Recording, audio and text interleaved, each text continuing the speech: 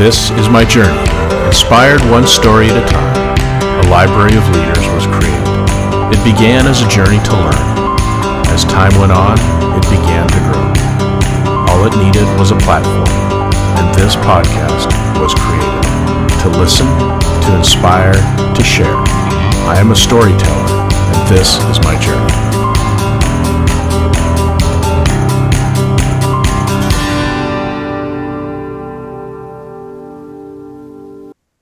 Welcome to another episode of Profiles in Leadership. I am your host, Steve Anderson, and today our guest is John Rossman.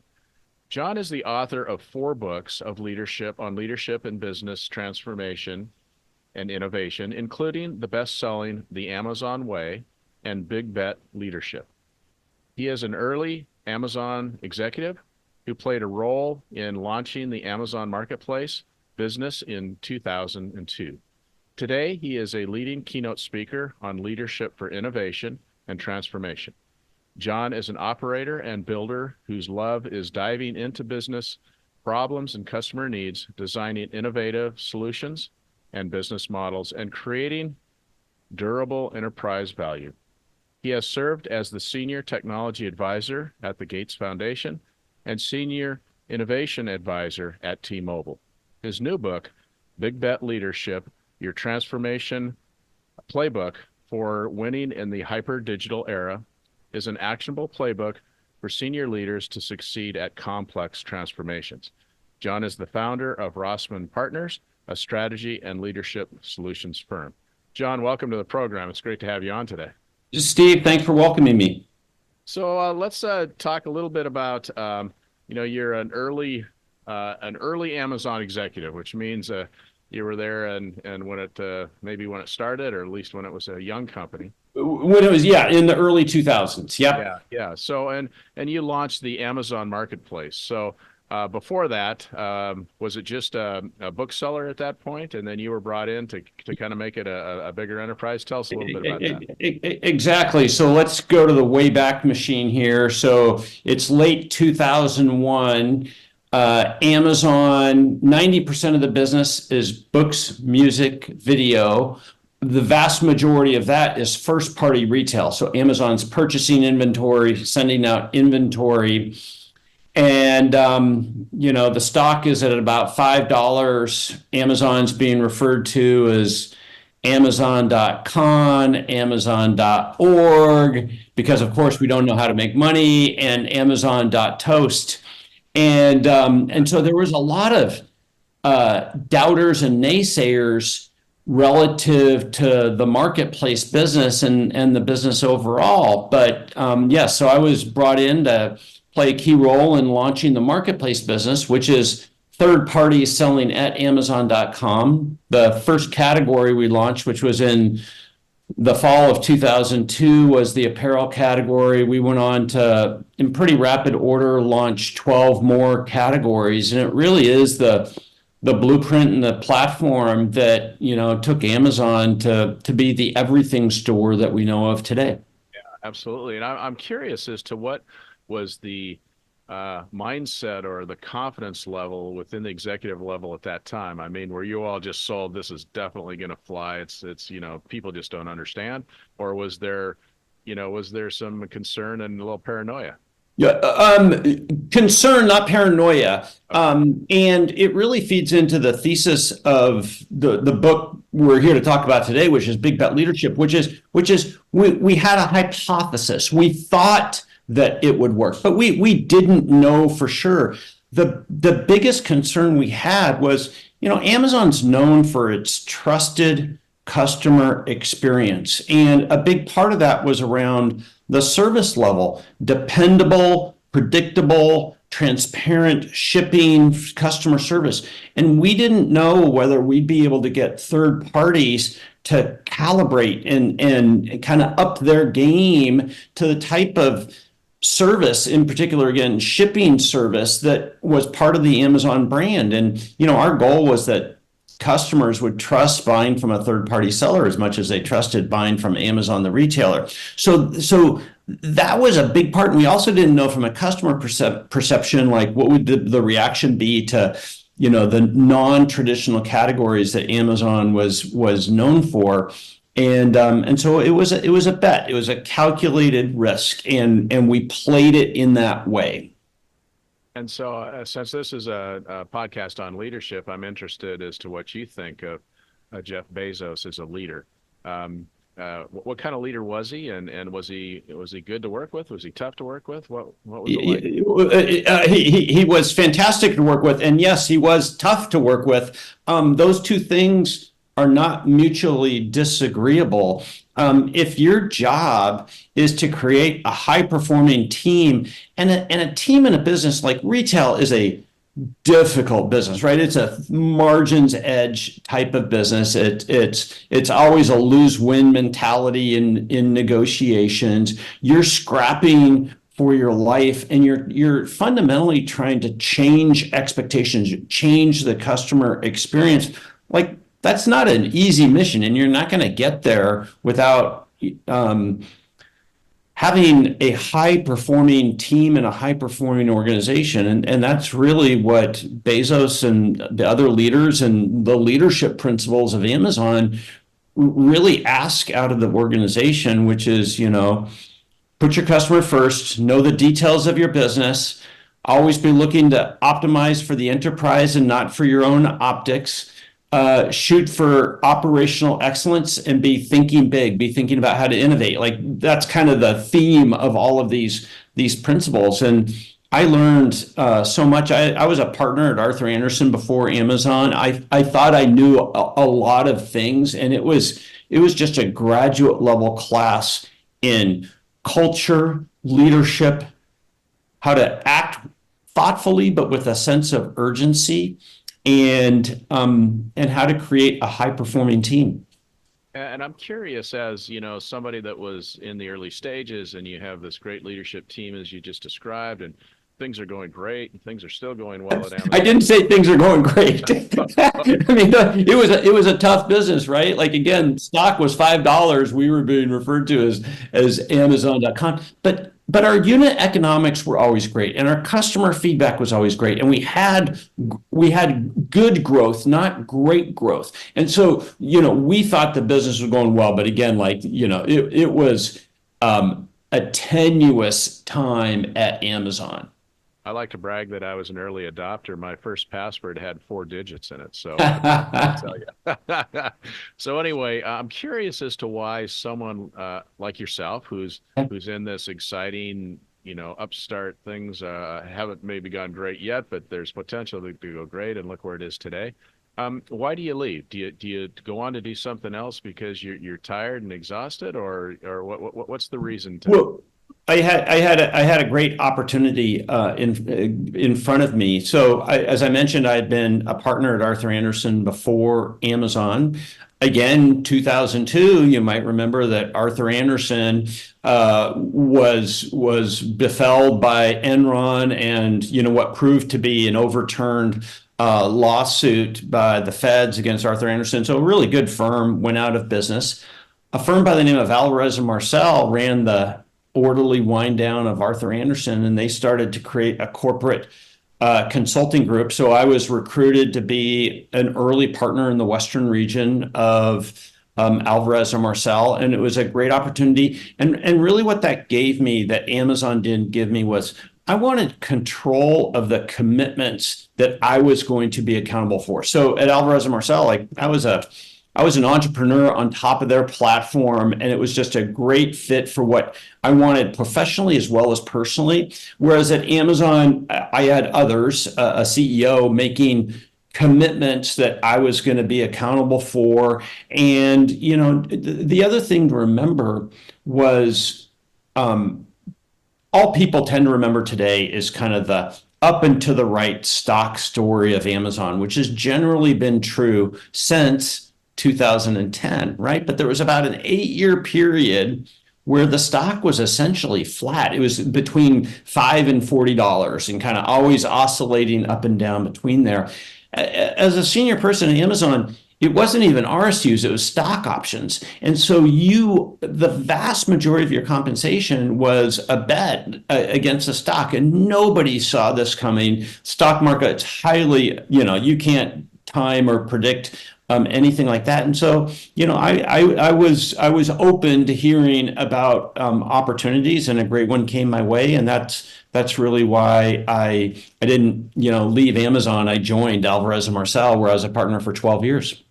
And so, since we're on this track, let's continue. So you're with that firm for 12 years, as you just stated, and then you eventually did some other things. So bring us up to date on the other moves that you made, and now you're with you founded Rossman Partners, correct? Yeah, so I had a ton of great clients when I was at Alvarez and Marsal. In particular, the Gates Foundation was my biggest client. It was at the Gates Foundation about 5 years after I'd left Amazon that one of my clients came to me and he goes, John, you do a really nice job of delicately taking the ideas, the mechanisms, the principles from Amazon and inserting them into our work. I think you ought to write a book about it. And so I that's when I launched and wrote and released the Amazon Way. But it was also at the Gates Foundation that I first heard this framing of big bets. And I think that concept stuck with me. And so I got to be the senior technology advisor at the Gates Foundation. I went on to be the senior innovation advisor at T-Mobile, and really building on top of, but adapting many of the mechanisms from Amazon, but also incorporating others, really built this playbook for, these situations that I refer to as big bets. So a big bet is any type of initiative or strategy or plan or hope that has high potential impact for the business, but has multiple risks, multiple unknown unknowns, multiple dependencies upon other things. And so, these things get called lots of things within an organization. They get called a digital transformation, a growth strategy, an operating model transformation, an AI strategy. But what they all have in common is kind of that high aspiration, multi-sided risks. And my co-author, Kevin McCaffrey, Kevin was my client at T-Mobile. So Kevin ran new business incubation at T-Mobile. And we came up with this, framing and this playbook for what do you need to do differently to be successful at these high risk, high potential initiatives. Yeah. And So let's that kind of brings me forward, and it kind of is the genesis for big bet leadership. And since we're talking about that, this is the book, Big Bet Leadership, that we're discussing right now. So in the book, you do highlight that the CEO of T-Mobile took a big bet. So why don't you share that story with us a little bit, and how you saw that as a big bet that looked like it paid off.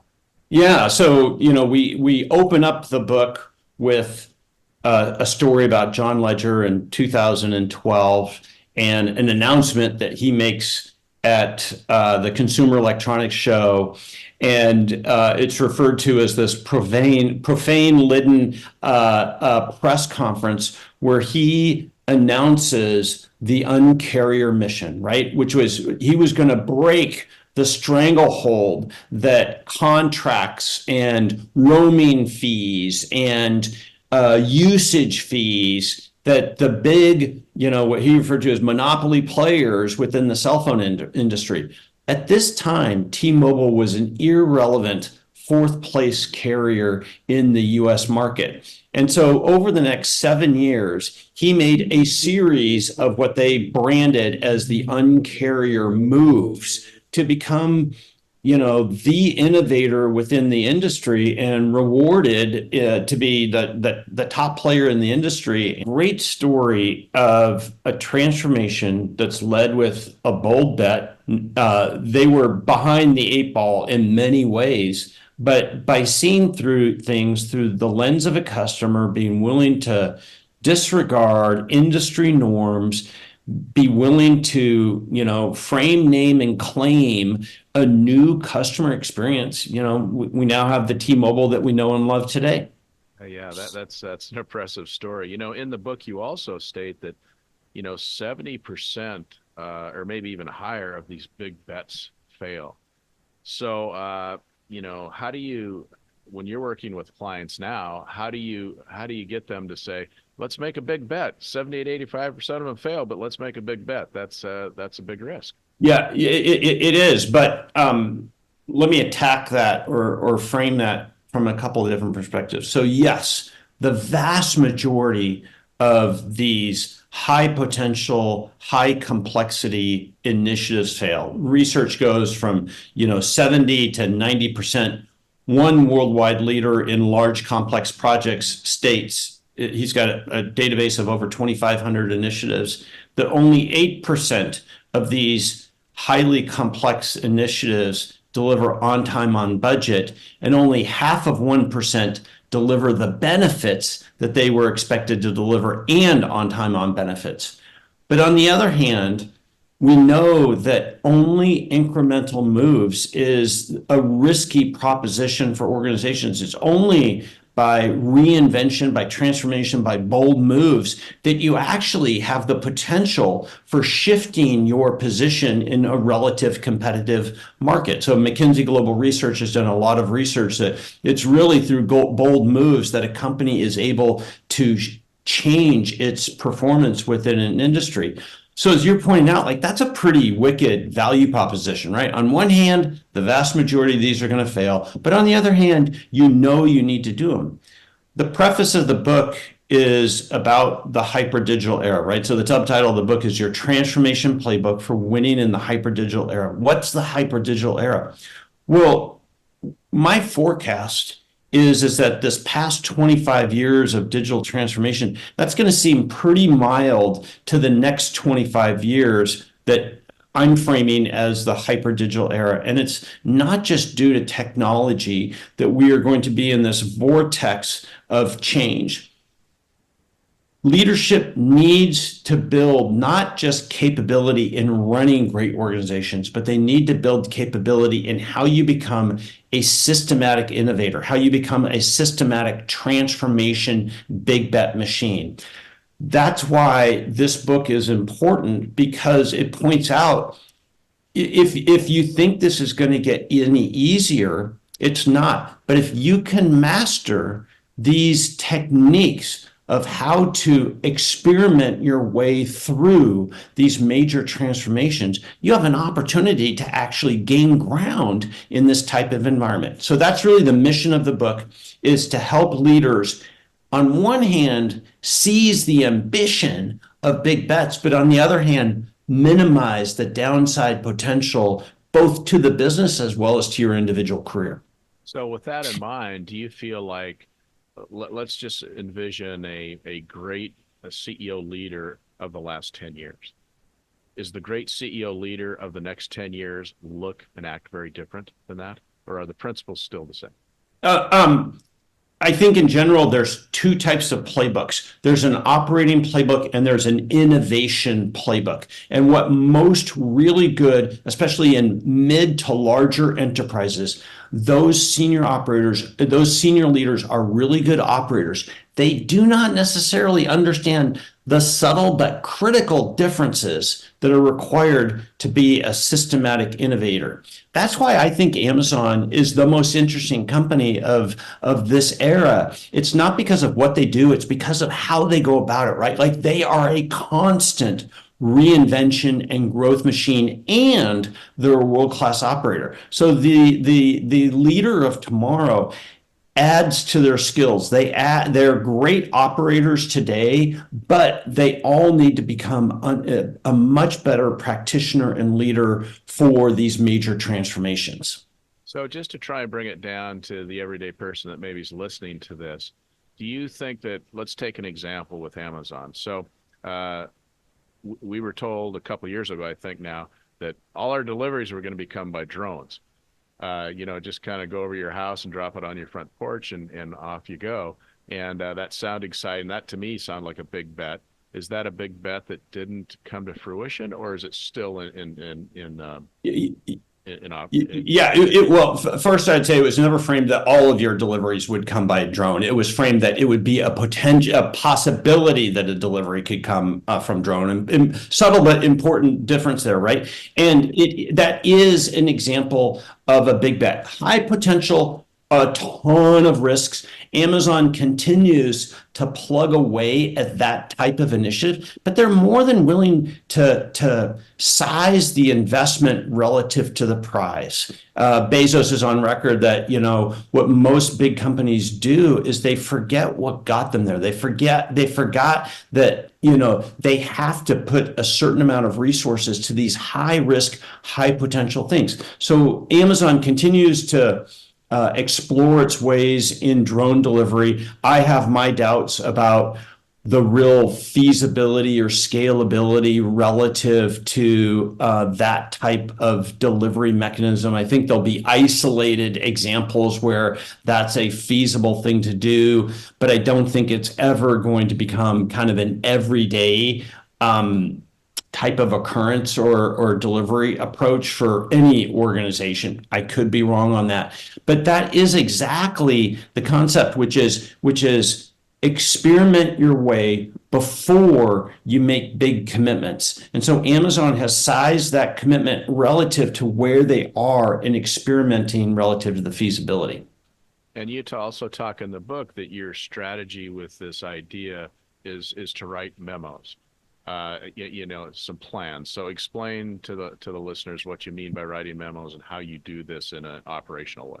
Yeah, so the book is broken up into 3 sections about big bet thinking, big bet environment, and big bet management. So in big bet thinking, the real concept is, how do we do thought experiments early on relative to really understanding our customer, the pain that they are suffering for, what we think the killer feature is relative to solving for that pain the customer has, and what are the key capabilities that would have to be true in order to deliver that customer feature.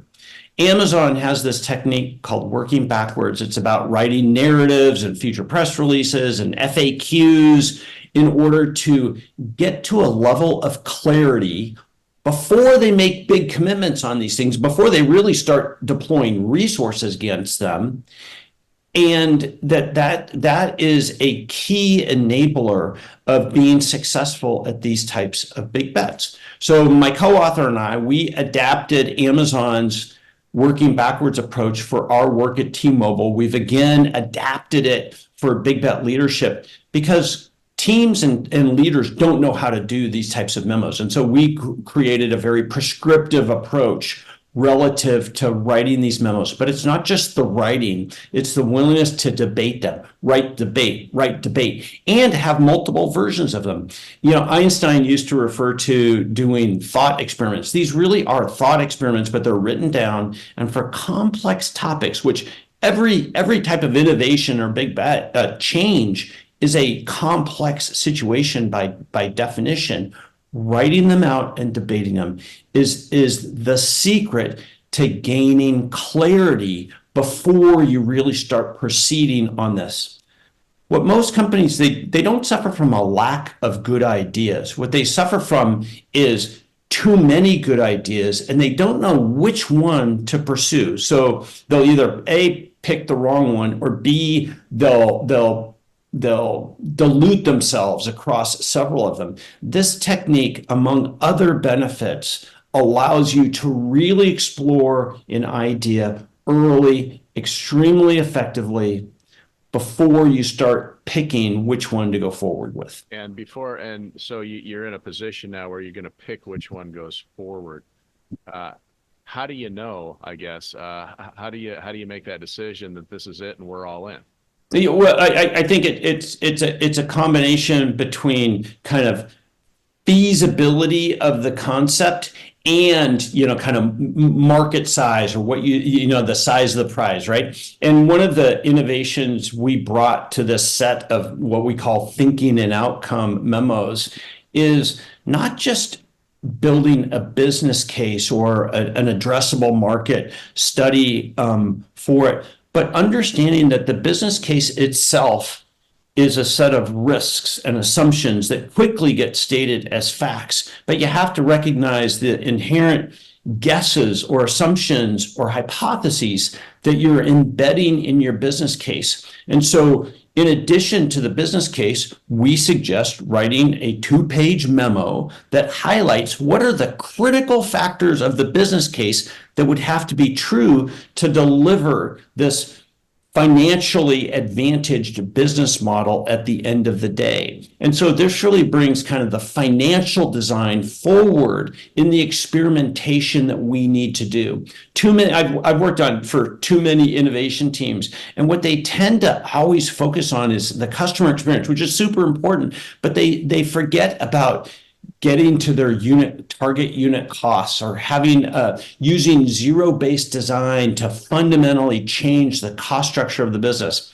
One of the big bet legends that we learned from and we modeled this book from was Elon Musk. And if you look at all of Musk's companies, and specifically thinking about SpaceX and Tesla and the Boring Company right now, all of those companies are designed to win by changing the cost structure from 1/10 to 1/100th of what the traditional cost structure is, right? So if you think about pounds put into orbit, SpaceX has created a more than 1/1000th improvement, or 1,000 times improvement on the cost per pound put into orbit versus what NASA and space was doing beforehand. Well, when you can change the cost in that dramatic model, that enables adoption, that creates a whole new market. And so we think that that's a fundamental, oftentimes overlooked and missed way of really finding a market that is worth taking a big bet towards. And so, to answer your question is like, you got to pick a scenario, a market, a use case, a customer, and a problem to solve that's worthwhile attacking, and one that you think is feasible, but recognize that there's guesses, there's assumptions, there's things that have to be tested in this. And that's what we then capture out of this is a testing log, a constrained set of factors that have to be tested. Do those as quickly as possible before you make big commitments to the big bet. And you also state in the book, too, that this kind of refers to, as you said, starting with an outcome. You bring up the idea of the reverse income statement. Yes, exactly. Yeah. So you're basically saying, here's what it's going to look like, and then we have to figure out how to get there by going backwards. That's exactly the financial memo that I was referring to. Exactly, the reverse income statement, which is something that Eric Ries in his agile methodologies recommends, and so we incorporated that into this set of memos to be designed. And it really is a target cost or revenue model or margin and unit cost that you need to get to in order for this business to be successful. Yeah, it brings up some things as you were talking that made me think of, as CEOs, a lot of times you hear, well, you need contingency plans. But those are basically a negative approach. Like, if something terrible happens, this is what we do, or whatever. This is more forward thinking as, this is what we're going to create. And if that happens, this is what happens. So I completely agree. If your go-to-market and market entry plan is dependent upon, well, we have to have a rapid expansion in order to get to a break-even cost model, that's a high-risk market entry strategy or product introduction strategy. If instead you enter the market with a cost model innovation, then you can be much more adaptable. You can play a game that's hard for your competition to follow, and you can be much more patient relative to market adoption and market nuances, because throughout this you have margin that you have. And all of these big bets, at some point, they start consuming sizable resources. And again, too many of these put a target margin too many years in advance, and it's based on growth and scale versus an inherent unit cost that gives you advantages in the market. You know, let's talk about AI because that's on everybody's mind right now. So and again, in the book, you state that, when Chat GPT was launched, that was a game changer. It's something we'll remember when that day happened, so to speak. So tell us about what you think of AI. Are you a pro AI person, or do you think we're opening Pandora's box? How do leaders of now and into the future deal with AI? Yeah, so I believe both those things. I think I am both an optimist about AI and like any technology or really new capability, like it's, mostly used for good, but man, there's some bad actors and some incidents that happen that are very, very regrettable and make you cringe. And it's always kind of this arms race that happens. But to some degree, I kind of go, it's irrelevant what you think. What's relevant is the fact that your competition is going to be leveraging AI to compete differently. And so by design, you as an organizational leader, you have to embrace and start experimenting with this type of capability. But what I like doing is really understanding fundamentally what problem are we trying to solve and working backwards from that outcome that you're trying to get to and applying all the tools for change that we have, including technology, but including things like fundamental process and procedural redesign, getting at the true value-added nature of what a business needs to be, getting at things like incentives and data structures that are key to actually gaining adoption and getting actors to act correctly, and adding in the technology. And too many times I see these, we refer to them as drugstore cowboys, right? These innovation teams or AI strategies that are really stood up to say like, hey, we're using AI, but they really are very limited in striving for a real business outcome. And so I think that we address many of these kind of both cultural and organization and how to incorporate and integrate that type of scenario into a business, because you can't be successful at a big bet if the entire executive team, you have to go beyond understanding it. They have to be engaged with it. They have to understand both the opportunity and what's being asked of them and the inherent risks that are going, because these things are super hard in order to achieve. So you have to get to we talk about 3 killer habits of big bet legends: create clarity, maintain velocity, and accelerate risk and value. You have to get all of those habits working, especially across the executive team. And that's really what Big Bet Leadership is about, is a framework and a playbook to get those 3 habits working within an organization to be successful at these particularly important but hard to execute capabilities. When we think of AI, in a tech business, it's a little easier to get your head around, I think, as far as what the capabilities are. What about a service industry? My background is healthcare. And so, as we know, healthcare is the most inefficient, operating system there is. So, do you have any ideas or see any, great possibilities that AI is going to help transform that industry, so to speak, into doing a better job of just being more efficient and providing a service that is easier to navigate for patients? Yeah. Well, don't get me started on this, Steve. Yeah. So my general premise is we are at the very tip of the iceberg.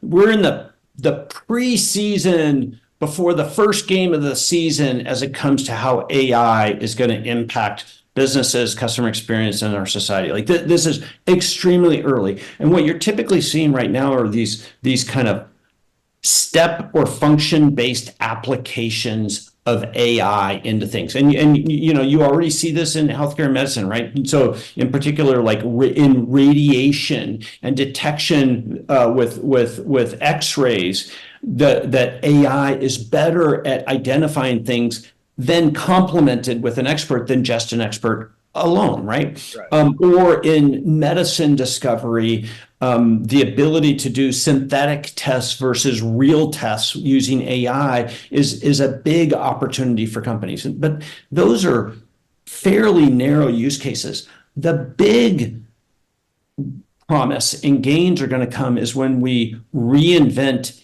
end-to-end experiences and process and tackle the cost structure model that we've spent a bunch of time talking about to fundamentally re-envision a business and a system and an ecosystem that is all gnarled up. But I'm telling you, if we solve that problem, it won't be because of AI. It will be because of policies and incentive systems that we put in place that force the actors to fundamentally think differently about healthcare. That is what will free up then the use of different models, different technologies, different approaches to reinvent healthcare in a way I think you and I are thinking about here. But if we don't solve for kind of those incentive systems and policy issues, the technology will have fairly fractional impact relative to it because the existing players are incented to maintain the current structure that we have in place.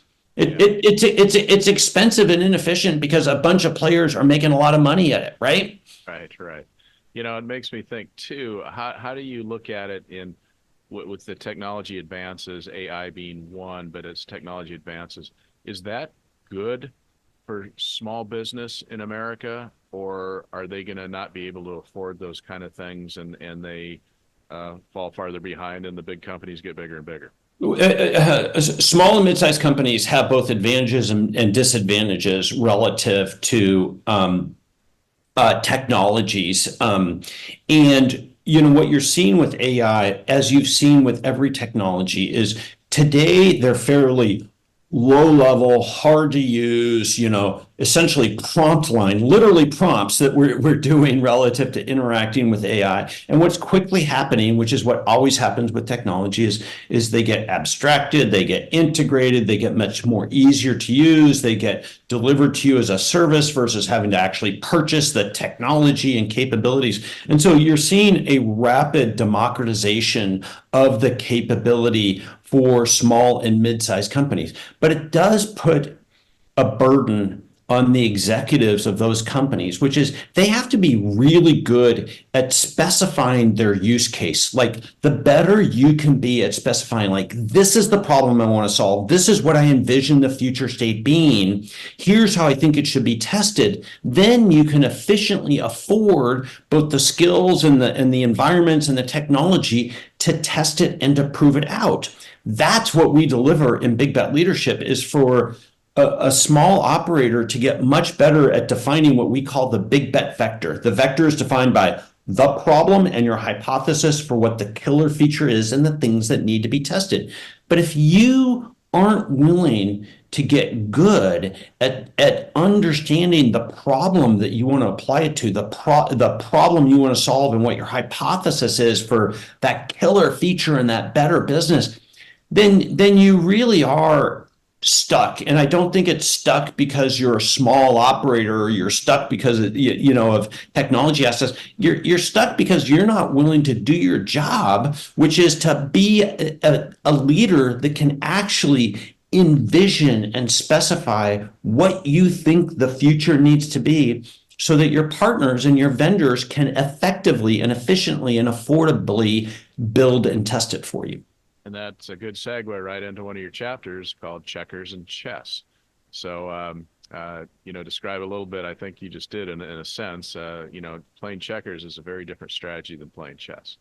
Yeah, so the chapter 2, play chess, not checkers, it's part of this section about thinking things through better before you start committing to it. And so after you've defined, the problem and your hypothesis for the killer future state, what this chapter encourages you to do and demonstrates by examples and frameworks is both learn from history, like where else in your current industry or adjacent industries or in past history has a change like this happened? And what did they learn? What can you learn from them to apply into the experiments that you want to do? Because all of these big bets, like they have dependencies upon others, your customers, your suppliers, your channel, your competitors, and what their reaction is going to be. And by playing this out a little bit more, you're much better able to both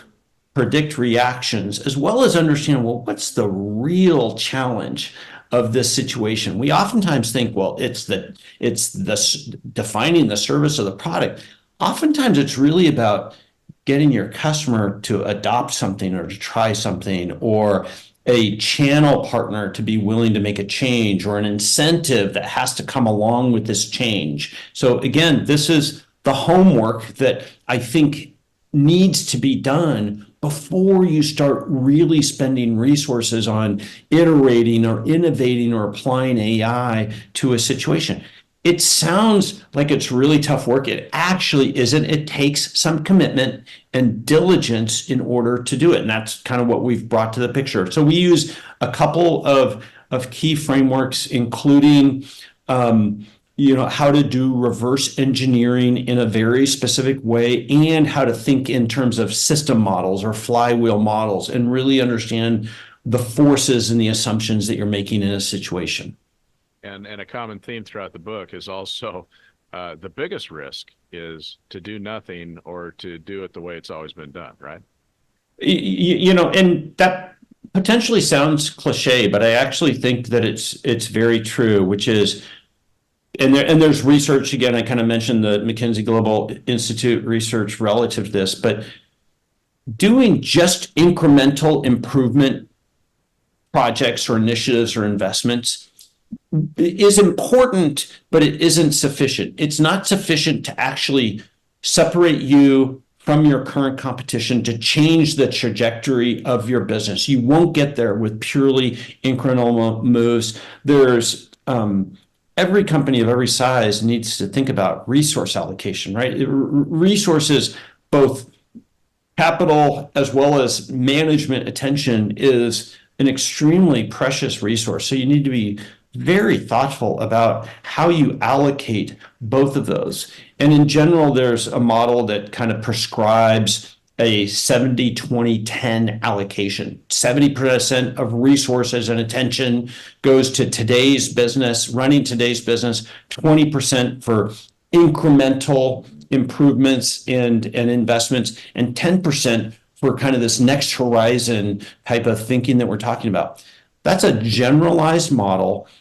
It doesn't mean that it's your model. Your model should vary relative to those percentages, but you do need something kind of in that ballpark, and you do need to think about your resource allocation and ensuring that you don't have a zero slate of kind of next horizon ideas or big bets. I think that is a very both midterm and long-term risky position for most companies to be in. Unless you're in a purely growth phase and you have a proven product and you're purely growing, that's really, and you're achieving all your kind of margin and churn and customer acquisition cost targets, that's really the only scenario where I'd go, yeah, maybe we don't need much in terms of next horizon, but that's actually the best opportunity to be planting those seeds, is when you're riding the momentum of a growing business. But it's hard to do. It takes disciplines.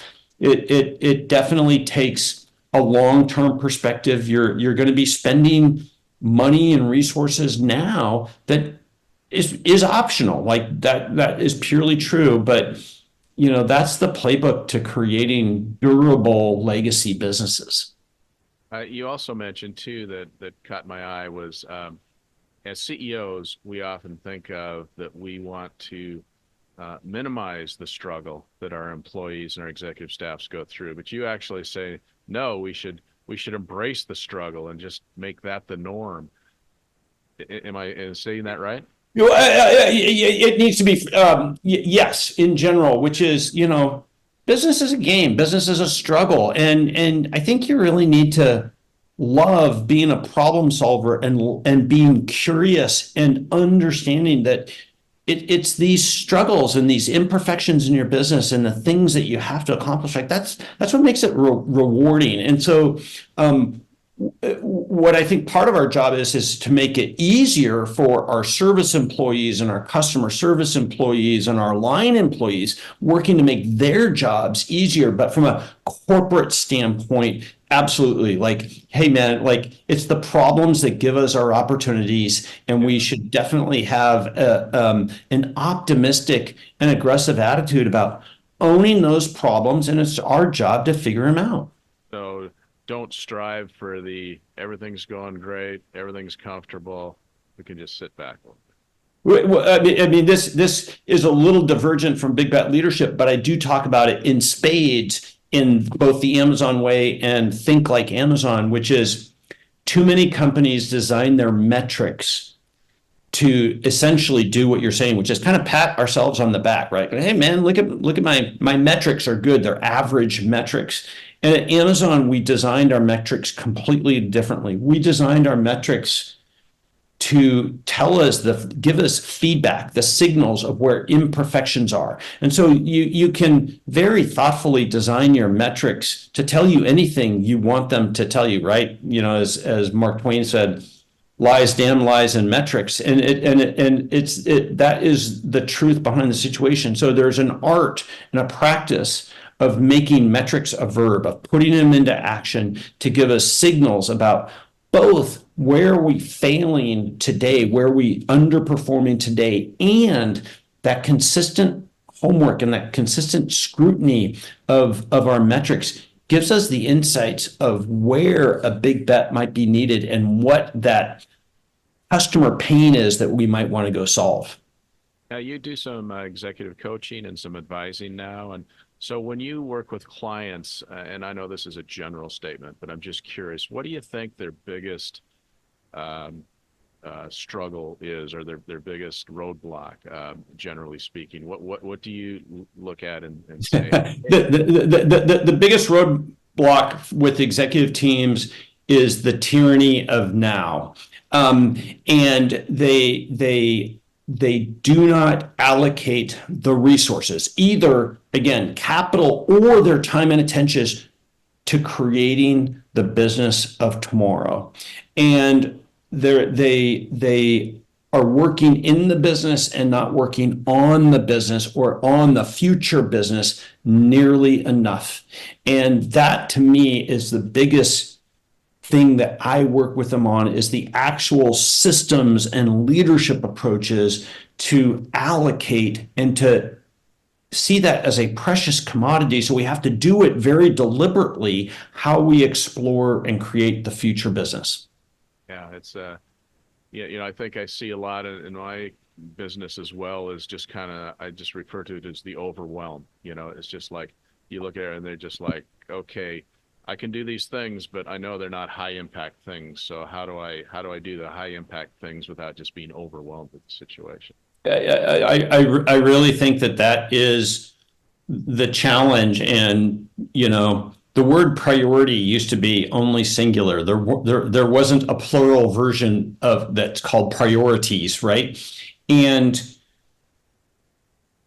making the main thing is a really important concept for a CEO, for a president, for a senior leader, and being willing to say no to those things that are not the main thing. And that takes discipline, and it takes a big part of it is the way you communicate to others about, here's my focus, here's what needs attention. So you may not get this from me, but realize it's not because I don't care or I'm not interested or whatever. It's because my resource allocation demands that I am focused here. I cannot do it all.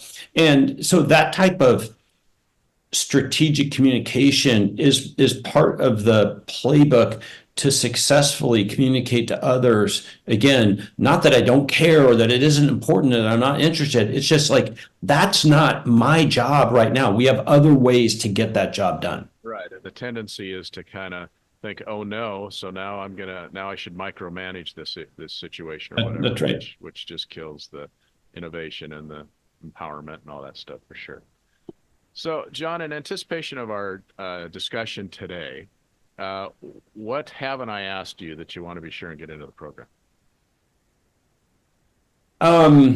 You've done a really good job. Thank you for reading the book and preparing. It's a great book, by the way. It's well done. It's easy to read, although the concepts are not simple. Well, But well, it gives you a playbook, like you say. right, right. Yeah, we've taken something that isn't simple and made it much simpler and well defined, but it can't be simplistic by definition. So the thing I would mention is that we kept the book very readable. We didn't want to suffer from TLDR, too long, didn't read. So we kept the book very readable. It's also a very good listen. The Audible version and the actor is fantastic in the book. But with purchase of the book, you get access to a number of free resources at bigbetleadership.com. That includes a Big Bet journal, which takes all of these concepts and puts them into a journal so that you can be reminded and lays them out in terms of the memos, the checklists, the reminders of the things you need to do. We have a pre-flight checklist, which is 26 factors to evaluate a situation, whether you have a big bet that's in flight or you have one coming up, as a scorecard to help you evaluate where am I at relative to the proven practices of big bet leadership. We have a big bet GPT. So we have a version of Chat GPT that if you have a license, you get free access to, coupled with prompts that we give you that can really help accelerate and dramatically be a creative partner and a writing partner for you through these memos. But you can't delegate the actual spark of the problem or the killer feature. You have to be thoughtful about how you use that tool in that manner, and we talk about that in these tools. So when you purchase the book, you get a whole lot more than just a book, I guess is the point. Yeah, that's great. Well, John, at this time in the interview, I always ask my guests the same common question. And that question is, in relation to leadership, what is a pearl of wisdom that you could leave us with today? Yeah. So I've got two. So one is recognizing that too many people think that leadership is just a gift and it's personality and it's charisma. And I believe that leadership is a skill, and it's a skill that can be taught and it can be improved at whatever level you are at. But you have to understand the mission of what you're trying to accomplish. And so different types of leadership skills are required for different types of missions in the business, what you're trying to accomplish. And so, what I've tried to deliver in all of my books, and in particular in Big Bet Leadership, is a set of skills that when the mission is we have to make a dramatic change in the business, this is leadership skills for those particular moments. So that's one misconception about leadership that I would say. And the other is I start each chapter with a quote that I think captures the essence of the underlying story of the chapter. And I love them all. I picked them all. But the one that I think captures the essence of so much of this conversation and, kind of the biggest risk that leaders suffer from is in chapter 4. The name of the chapter is Think Big, but Bet Small. And it's a quote by Michelangelo, who's a 15th century kind of Renaissance man, an artist and a sculptor and a thinker. And the quote is this: "The greater danger for most of us lies not in setting our aim too high and falling short, but in setting our aim too low and achieving our mark." And I truly believe I suffer from that problem. And I think most leaders go like, we could never become Amazon. We could never achieve this. We could never have that technical capability. And I would just encourage you, as the name of the chapter is, which is to think big, but then figure out how to bet small. And that's the entire mentality of the experiment-led management process that we lay out in Big Bet Leadership. Yeah, that's great. And another one I like too was Bill Belichick's. He said, "Do your job." Well, I mean, that's in the conclusion chapter. And that again is my essence of like, this is your job to do, and don't shy away from it. Be willing to learn some new skills, be willing to try some different things. If you're not willing to do those things, then don't complain, right? Don't complain about, the competitor, the unfair circumstances out there and everything. It's like, no, you haven't done your job. And that is truly my belief, which is this is doable for most good operators, is to build this set of kind of systematic innovation and systematic transformation skills. Well, John, this has been a real pleasure talking with you today. It's been a great discussion. It's obvious your wealth of experience and knowledge in this area, and I feel honored and privileged to have this time with you today. So thank you so much. Well, I feel the same way. I hope I get to come over for a glass of wine. I've gotten to look at your wine cellar here for the past hour, and I'm just wondering what sort of goodies we've got there and stuff. I've got some good ones. So it's just a ferry ride away for you. Right on. Bainbridge and a short drive, so we'll have to set that up sometime. I'd love it. All right, John. Well, thanks so much for being on the program, and have a good rest of your day. Thanks, you too, Steve. Bye-bye. Thank you for listening to another episode of Profiles in Leadership. To listen to all my interviews, subscribe to Profiles in Leadership with Steve Anderson on Apple Podcasts, iTunes, and many other popular podcast platforms. Some of these interviews are on video, and you can search YouTube for Profiles in Leadership with Steve Anderson.